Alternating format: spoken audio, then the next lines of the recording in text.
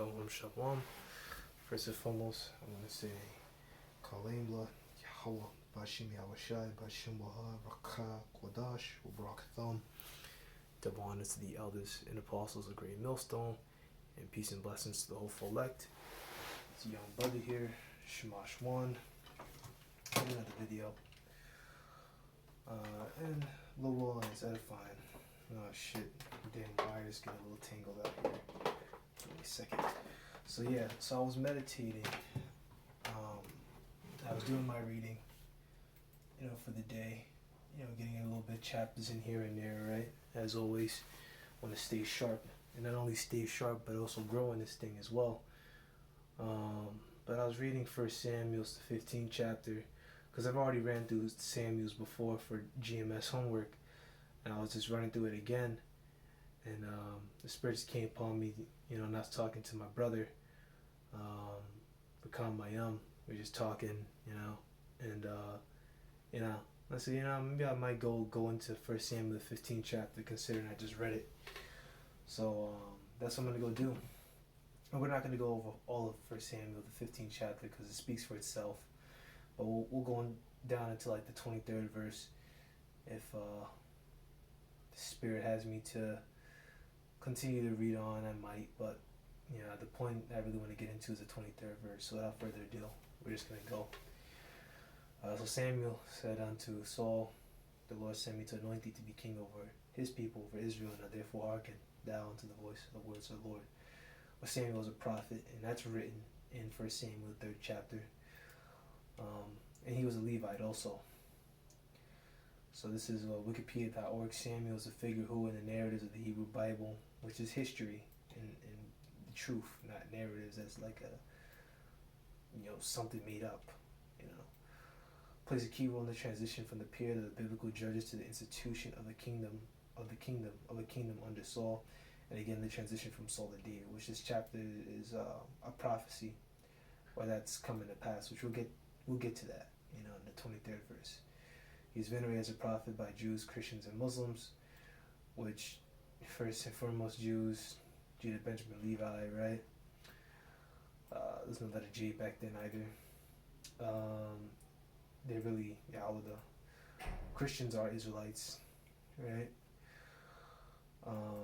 Primarily the southern kingdom, right down here, because the northern kingdom already were in America, or that term Christian was first being used, right? I think that's Acts the 13th. They were called Christians first in Antioch. Let's go check that out. Man. This is there you go.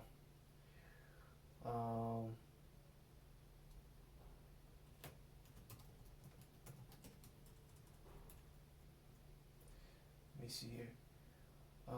Christians first at Antioch. No, I was wrong. I was dead wrong.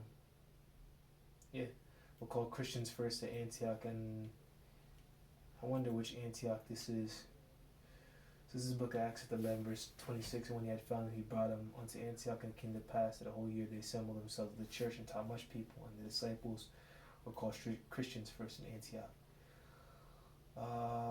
Okay, Syrian city, Antioch, this commentary says, but I'm not going to really dig too deep into that, right? And the Muslims, but you got to go back into Muhammad, right? And I'm explaining all this for new brothers, right? You got to go back to Muhammad, and basically how I think Muhammad was like a traveler or something, some sort of merchant, something along those lines, and he taught to Israelites, and basically he like mismatched everything and set himself in the middle of it, and that's where you get Islam, that bullshit, roughly speaking on it, because I haven't really gone into the origin of Islam in a minute, so I may be wrong on certain parts, or I may not have said the full thing, but the Elders and Apostles got a video on it, and this is impromptu, so I'm not really gonna speak on that.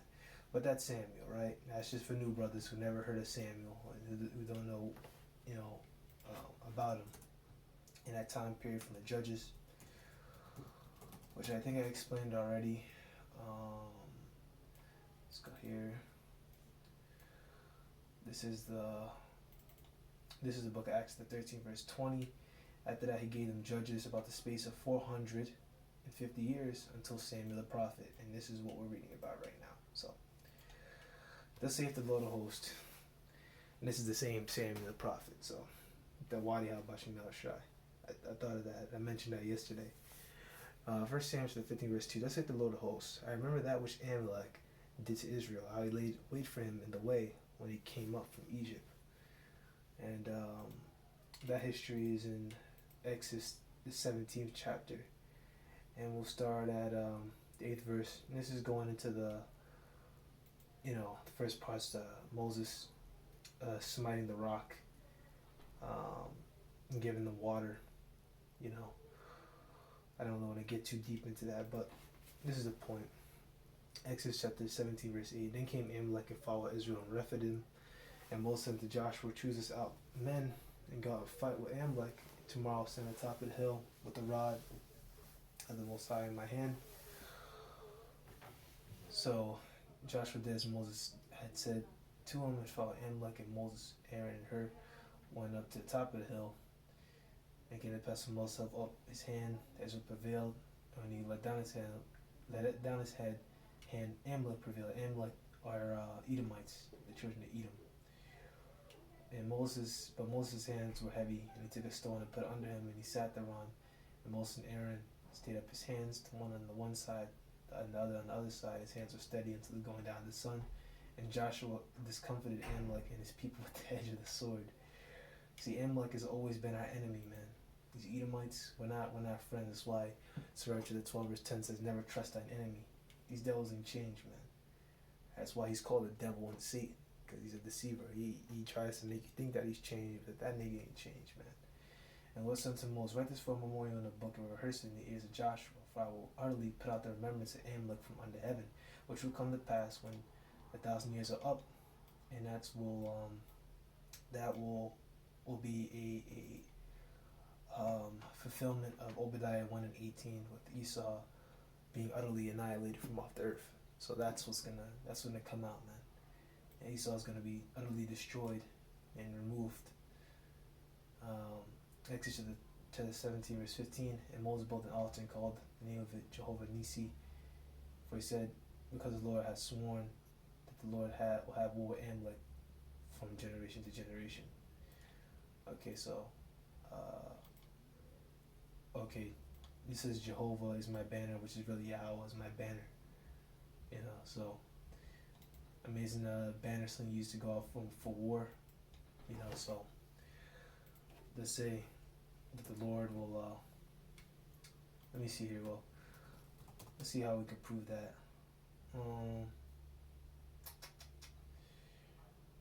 Oh, I know what to do.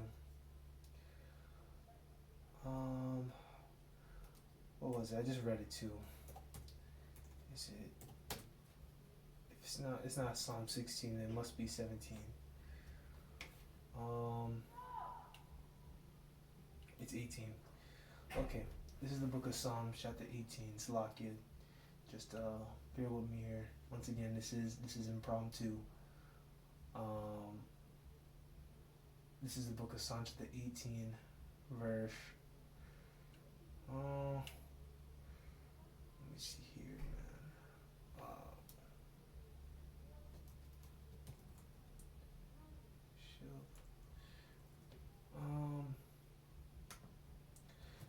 How about we do this one?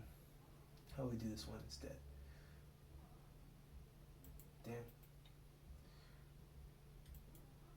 Yeah, there we go. This is what I was looking for. This book of Psalms, the 18, verse 2. The Lord is my rock and my fortress and my deliverer, my power, my strength, to whom I will trust, my buckler and the horn of my salvation and my high tower. That's why it's important to know the name, man, because Lord is our strength, man. So we have our trust in, not in Esau. We trust in the Lord. Alright, and we don't just say that, we really mean it. And that word for horn is really like it's like your strength, the strength of our salvation. Which he is. lowering on one of those men to go into a chariot and be delivered, you know. Either or how it goes down. If I have to die, then, you know, I just die with courage. Now, we read up here a little bit, and we're going to look into that.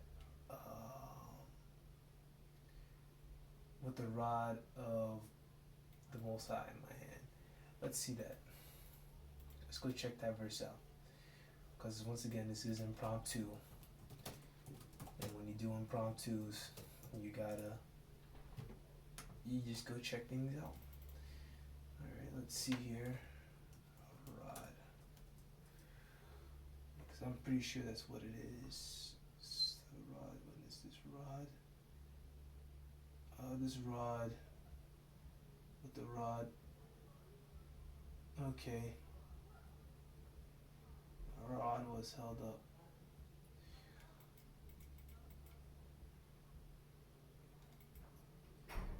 Heaven.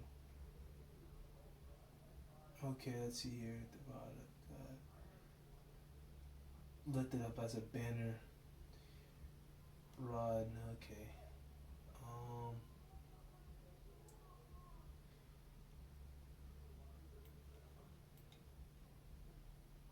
Rod. Okay. He carried the staff of the Most High. Slocky here, man.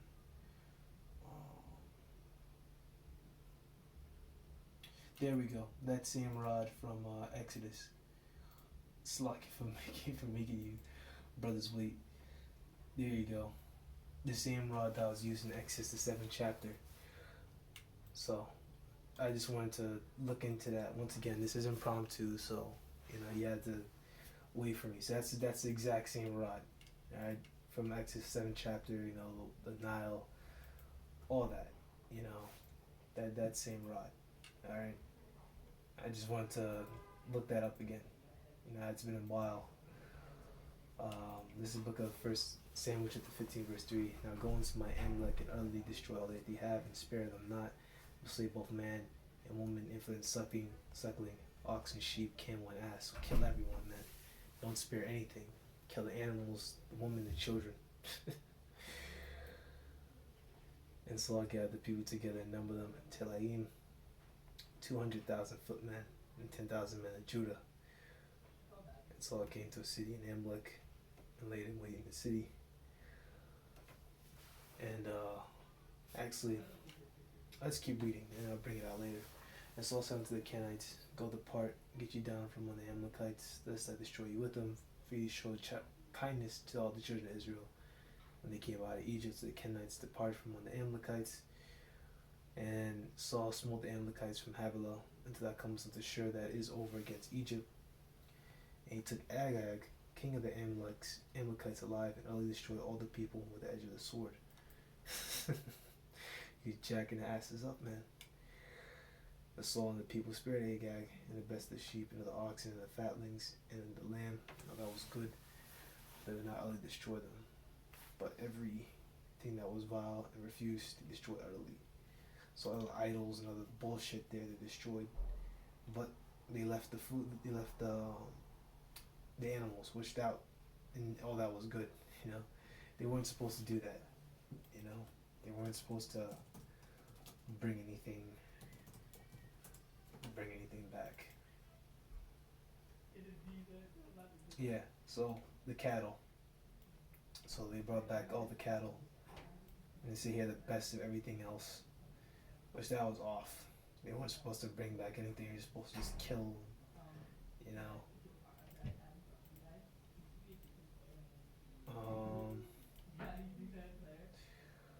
Verse 10, then came the word of the Lord unto Samuel, saying, repent to me that I set up Saul to be king. He has turned back from following me, and have not performed my commandments. And it grieved Samuel, and he cried unto the Lord all night. Exactly. So the Lord had that, told it to Samuel, through an angel. When Samuel wasn't ready to meet Saul in the morning, it was told Samuel, saying, Saul came to Carmel, and behold, he set him up a palace that has gone about, passed on, and gone down to Gilgal. And And Samuel came to Saul, and Saul said unto him, Blessed be thou, the Lord, I have performed the commandment of the Lord. And Samuel said, What meaning then this bleating of the sheep in my ears and the lowing of the oxen which I hear? Because that's, Saul saying, hey, look, I did what you said. I performed the commandment of the Lord. And Samuel said, then why am I hearing all the bleating of the sheep? Didn't I tell you to kill them all? And Saul said, they had brought them from the Amalekites, for the people spared the beasts, the best of the sheep and the oxen, sacrificed to the Lord that power, and the rest we have utterly destroyed. And Samuel said to Saul, Stay, and I will tell you what the Lord hath said to me this night. And he said unto him, say on. And Samuel said, When thou wast little in thy own sight, was I not made head of the tribes of Israel? The Lord anointed thee king over Israel. And the Lord sent thee on the journey, go and destroy the sinners, the Amalekites, and fight against them till they be consumed. Alright? Which of course we jacked them up on this side, but obviously we didn't completely take out all of them. There's still other Amalekites because they're around to this day. Okay? Because this prophecy right here. And this is Balaam, right? Which I'm not going to go into all the history of that, but this is the book of Numbers 24 verse 20, and when he looked on Amalek, he took on this parable, which is before then, right? When I mean that Numbers 24 took place before what we're reading here for Samuel's, alright? But obviously we didn't take out all of Amalek, right? Because this is a prophecy that this has not come to pass yet. There's a book of Numbers 24 verse 20, and when he looked on Amalek, he took up his parable and said, Amalek was the first of the nations, but his latter end shall be that he perish forever. Exactly. And obviously Amalek isn't perishing right now. Amalek isn't getting beat the fuck up. And Amalek is gonna be at the bottom, man.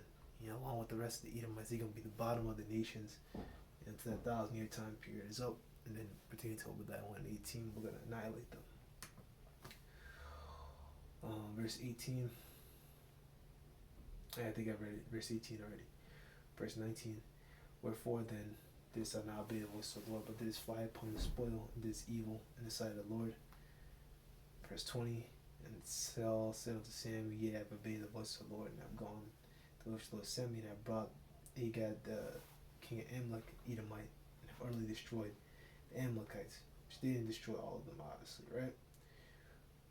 Verse 21. But the people took of the spoil, sheep and oxen, chief of the things which they should have been utterly destroyed, to sacrifice unto the Lord that power in Gilgal. And when you see there too, that also proves that too. To go back to Numbers 24 and 20, right? Amalek was the first of the nations, right? These Amalekites are these small hats, man. They're at the top, man. You can read about them here too.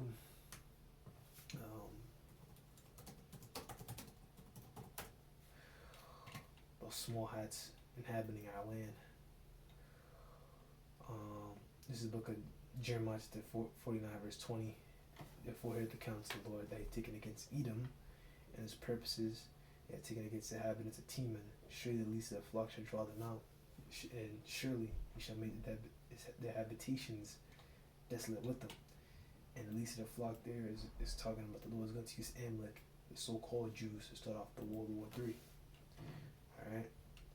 And the funny thing about it is that when you read about it, Jeremiah 49 and 20, it says the same thing, but Jeremiah 49 and 20 says Edom, and Jeremiah 50:45 says Babylon, which shows you that they're intertwined. Alright, because when you read Isaiah 47, version of Babylon is America. Alright, you also have the whore of Babylon, and so on and so forth. When you read about that in the book of Revelations. So they're interchangeable. America is also interchangeable with Assyria and Egypt, in varying scriptures when you read it. But some of those scriptures you read about, like Isaiah, also have real historical background that happened back then, which is all real, but have historical background that happened back then. There were prophecies that happened, years after, but it's also deeper prophecies of what's going to happen in our times now. It depends on the scripture. It depends on the verse. So you figure that out. 1 Samuel 15 verse 22, and Samuel said that the Lord has great delight in burnt offerings and sacrifices, as in obeying the voice of the Lord. Behold, to obey is better than sacrifice, and to hearken and the fat of rams. Exactly. And the Lord wants you to obey, not just to, sacrifice. Which that too, you think about it too, in our days now, Yahweh Shai is the ultimate sacrifice, man. So on this side, if you go off, you're not supposed to offer an animal. You're supposed to really repent and get back, because that's more important than just, committing a sacrifice, or doing a sin offering. It's more important that you just get better. If you have to fast, you fast according to the Spirit, or you pray, Lord, take those demons off you, man. And so on and so forth. Verse 23. This is the point. For rebellion is the sin of witchcraft, and stubbornness is as iniquity and idolatry. Because thou hast rejected the word of the Lord, he hath also rejected thee from being king. Alright, so because you listen to the word of the Lord, right? This is what we're commanded to do. This is the book of Jeremiah, chapter 13, verse 40. We'll go to the point. Deuteronomy chapter 13, verse 4. You shall walk after the Lord your power and fear him, and if you keep his commandments and obey his voice, you shall serve him and cleave unto him. Exactly. So you have to walk after the Lord, not literally walk as in physically walk, but it means behave after, obey these commandments and worship the Lord. I worship Yahweh Shai, and fear him. I fear what he can do to you, because it's a fearful thing to fall into the hands of living power, right? And keep his commandments and obey his voice. And what's the mouthpiece of the Lord? His prophets. Alright, so you have to obey the prophets. Why? Because the prophets are the mouthpiece of the Lord. They're going to tell you what you have to do. Like what we do on the highways and byways. What do you think we're telling people to do? Get right. Put down the abominable foods. Put away, your abominations and come serve the Lord. We're telling the people that people like to say the law is done away with. Acts 15 is one. Right, the apostles back then were telling them, hey, you gotta do this, you gotta do that, don't eat things strangled with the blood. That all goes back to the law, statutes, and commandments. We just know that we're under grace and we just keep the commandments to the best of our ability. Okay? So that's what we do on the highways and byways. So our people now, they're going against this right here. They're not walking after the Lord, they're not fearing him, and they're not obeying his voice because they're not obeying the voice of the prophets. So, and they're not serving him and cleaving unto him. So Saul went off. Saul should have did exactly as the Lord told him to, but it wasn't set up that way. Rebellion is the sin of witchcraft, and stubbornness is as iniquity and idolatry, which, as we know, those are capital offenses. That's like really serious. This is the book of Deuteronomy, chapter 18, verse 10. There shall not be found any among you that maketh his son or daughter to pass through the fire, or that uses divination, or an observer of times, or an enchanter, or a witch. Alright, so no idolatry, no witchcraft, no magic, so-called magic, like you had spiritual power in the left hand and all that nonsense. We're not supposed to engage in that. Or a charmer, or a consulter with familiar spirits, or a wizard, or a necromancer, which Saul did that shit too. He was going off. You can read about that yourself when you read the rest of the account. Verse 12, for all that do these things are an abomination to the Lord. Because these abominations, the Lord doth drive them out before from Slakia. For all that do these things are an abomination unto the Lord. And because these abominations to the Lord, thy power doth drive them out from before thee. Exactly. Because these Canaanites were doing that shit. Damn, I really should have started up ahead. But it's just talking about the Canaanites that were in those lands. It's just really our land first, the sons of God. But once again, we don't gotta go all into that, right? But that's originally our land, the sons of God, etc., etc. But basically, rebellion is makes you an abomination, man. Rebellion against the Lord is the same thing as just being a witch, and being an idolater, because you're putting your fleshly mind and what you think is right above the Lord. You know, so because Saul did this and he rejected the word of the Lord, he didn't obey the voice of the Lord through Samuel. Therefore, the Lord set it up for King David to come up. And I mean the rest of it speaks for itself, man. I mean the rest of it speaks for itself, and when you read more of First Samuel's, that's the transfer over to King David. So that's pretty much it. So little one, you edified. Next time I say shalom.